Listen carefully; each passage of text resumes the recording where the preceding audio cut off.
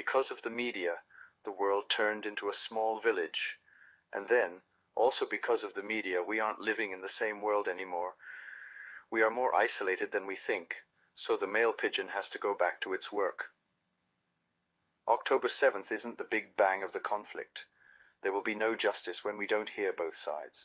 There will be no justice when we treat the statements of one side as the words of God and the others as the words of the devil. Let's write down every alleged atrocity committed on October 7th in a list. Then group them into 3 classes: the fake ones, the ones committed by Hamas, and the ones committed by Zionist soldiers. In light of the investigations, the 40 beheaded babies, burning babies in ovens, rape, killing pregnant women, cutting off a woman's breasts, cutting off a young girl's legs, and killing a family around the lunch table moved to the group of fake ones, while bombarding Nova Festival, kibbutz, and killing 12 Zionists with tanks, moved to the group of Zionists. Our groups need updates with every new, unbiased investigation, and the blame must be shared depending on the result. The inevitable question is, why did they lie? Why did they feel the need to lie in the first place? Since the beginning, Hamas has declared that the captives that have nothing to do with Zionism will be released, and it has called them our guests. You can check out the first video of Hamas's spokesman. At the earliest opportunity, it fulfilled its promise. But for the Zionist prisoners, the only way to get them released is prisoner swap, because one of the reasons behind Hamas's attack is to free hundreds of Palestinian children and women who spent years in Zionist prisons, most of them without charge. First of all, if you are one of those who believe that Zionist entity has the right to destroy Gaza in order to free its prisoners, then by the same logic, Palestinian fighters have the right to do whatever they are capable of to release their prisoners. Secondly, if you think that Hamas must be destroyed for its reaction on October 7th, then, mathematically speaking, Zionist entities should have been destroyed many years ago for killing many Palestinians every year.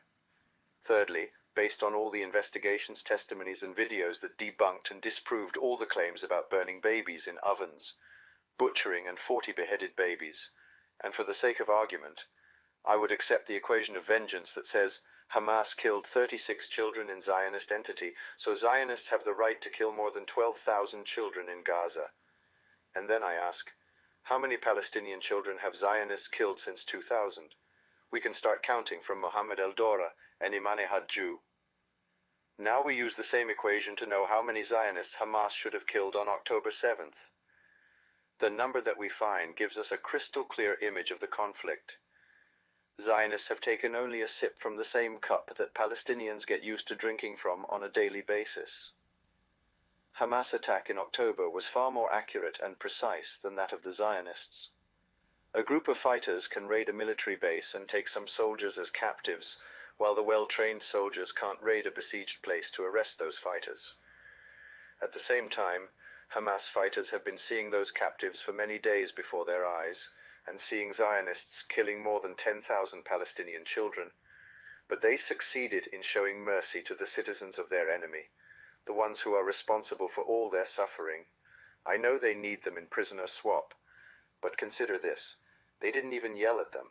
We have to have strong ethical values and great self-restraint to prevent ourselves from doing the same things that the oppressors are doing to our people.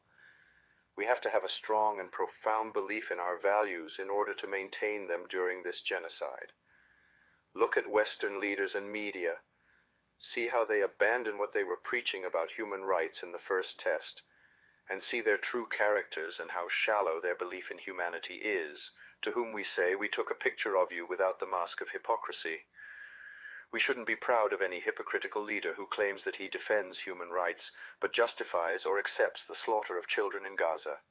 They appear to be fraudsters who created a god out of date paste, invited others to worship him, and then ate him when they were hungry. If you are at war, would you prefer your enemies to fight you according to Palestinians' moral values or according to those of Zionists?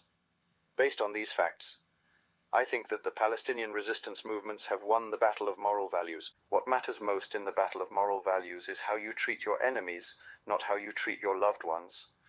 All the murdered children in Gaza survived life. They survived living in a hypocritical world, in a world that doesn't bother to protect them, nor does it grant them the right to dream of defending themselves when they grow up. In a world that puts them under siege and doesn't want to provide them with food or even a cup of water, they survived living in a world run by a group of immoral human beings. The heroes of cartoons and anime haven't shown up for help. The fact that international humanitarian law declares that children must not be targeted or killed means not killing them under any circumstances. If we accept killing them under any conditions, then we are no different from any ages throughout history in which children have been targeted. The mindset that has the intention to apply this law has the ability to make bridges to bring it from the world of thoughts to the world of actions. Therefore, it produces good new ideas and makes many contributions to the development of history. But the mindset that justifies or accepts this genocide is a great threat to our communities. The renowned intellectual conflict between these two mindsets, justice for everyone versus justice for specific ones. Justifying this genocide creates an idea that will serve as the background for similar actions in the future. Simply put, everyone who justifies or accepts this genocide has fallen off the development of history.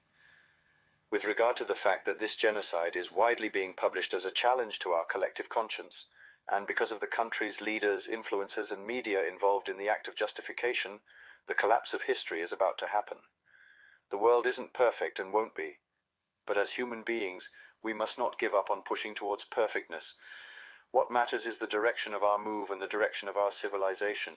So when we try to convince the victim to accept being oppressed, then without doubt we have changed the direction and we are heading towards the collapse. We have to be honest. Are the heroes in movies and anime targeting civilians, bombing hospitals, killing babies, committing genocide? So, do we have a mental disorder because of the differences between what we want to watch in movies and what we support in reality? Or maybe the heroes in movies are the lost human beings we dream of. Then, as soon as possible, we deny them in reality if they don't belong to our race, color, or religion. If the Palestinian issue had been a movie, we would have started cursing the scriptwriter and all the fake heroes he had created, and criticizing the choices he had made. But since it's real, we are the scriptwriters. We don't have to be proud of imaginary characters. We have to look for them in reality. The heroes always fight from besieged places to free their land, suffering from shortages of food, water, and medicine. The heroes always stand with the oppressed, regardless of the consequences. The fact that the world is paralyzed watching the atrocities and genocide in the besieged Gaza Strip points out that our civilization needs revision as soon as possible. Stop looking in the wrong mirror in order to hear some lies about our world being the most civilized in history. Break this mirror and face the truth. We are the billions who put a few millions of human beings, including babies, children, women, elderlies, and patients, through the most brutal experiment of dehumanization in history, which has been ongoing for 75 years. We are the billions who allow this brutal experiment to continue and become more cruel, and still watching it through a reality show with different types of feelings. Palestinians have been waving at us asking for help and urging us to end this unbearable experiment. Now, we start waking up and learning that we are the ones being subjected to a transcontinental process of dehumanization. We are also under another sort of experiment when we have been prevented from giving help to oppressed people by every possible means and pushed towards neutrality and silence. Our leaders won the oral test.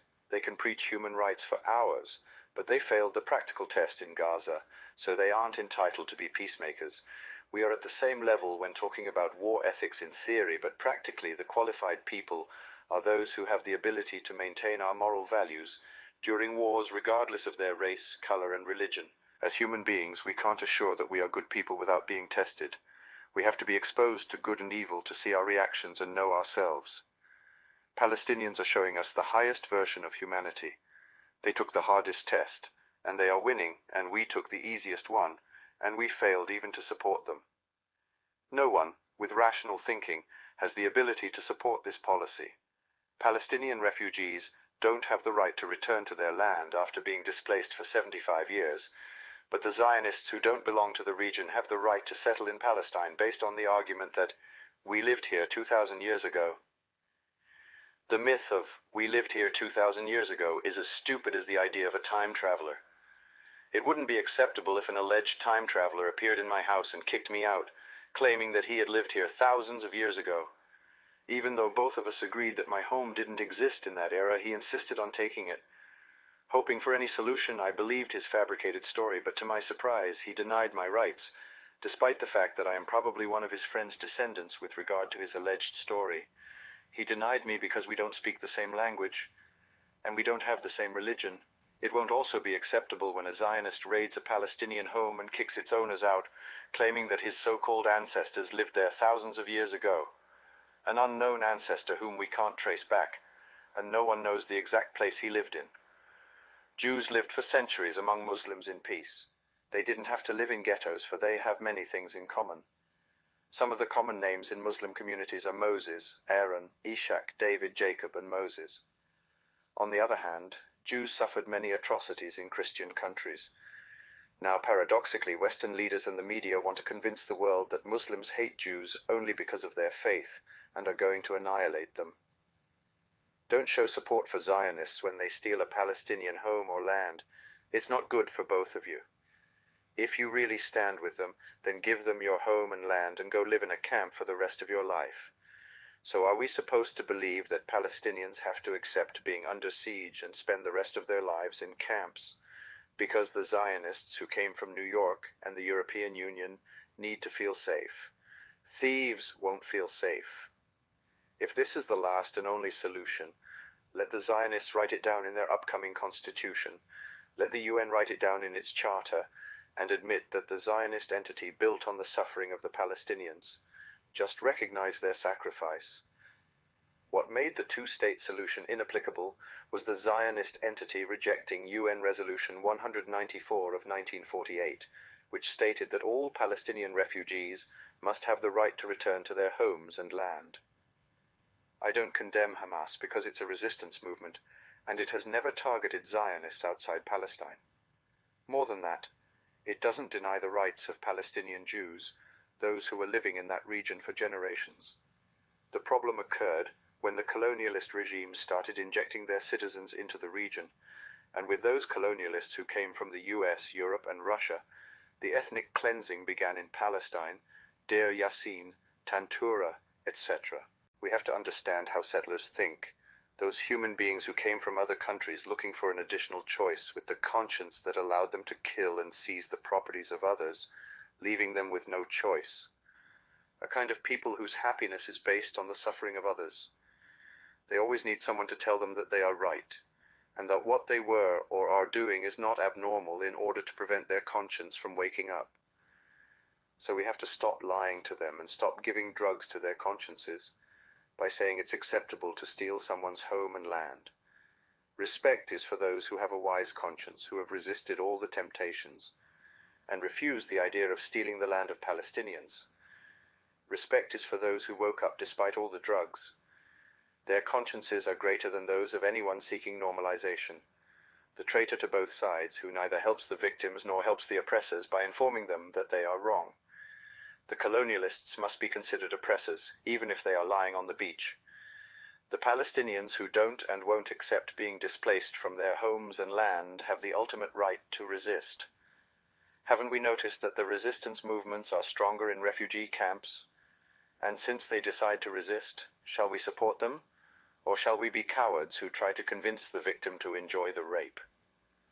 Resistance movements will automatically disappear when occupation ends, and refugees go back to their homes and land from the river to the sea. Ceasefire isn't enough.